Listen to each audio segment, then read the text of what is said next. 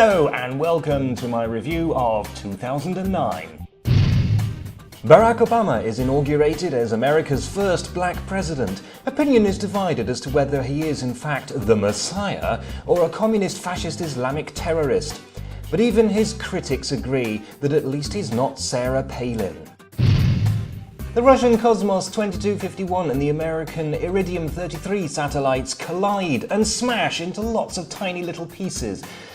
Now, it seems to me that there's a gap in the market here for anybody to exploit if they want to. Who will be the first to install traffic lights in space?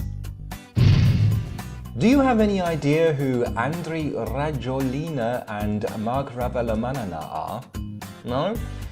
Neither did I, but it turns out that the former deposed the latter as president of Madagascar. And there I was thinking that Madagascar was an animated film by DreamWorks.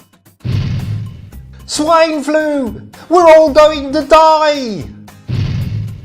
North Korea tests a second nuclear bomb. Now, notice how this was ignored by Western countries who are too busy fighting in Iraq and Afghanistan, two countries that don't have nuclear weapons but, and this is the important bit, are on the other side of the world from North Korea.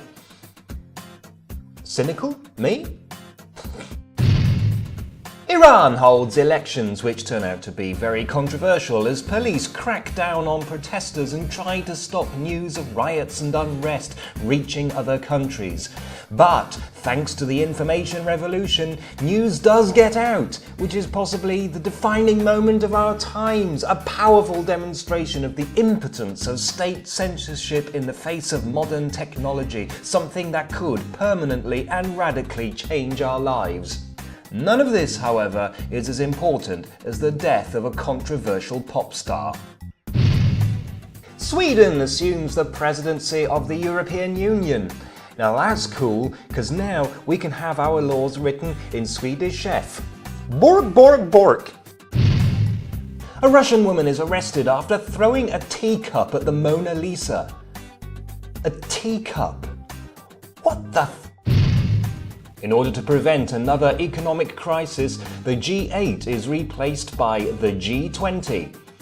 Unfortunately, this is likely to cause an environmental crisis due to the extra hot air being produced at their meetings.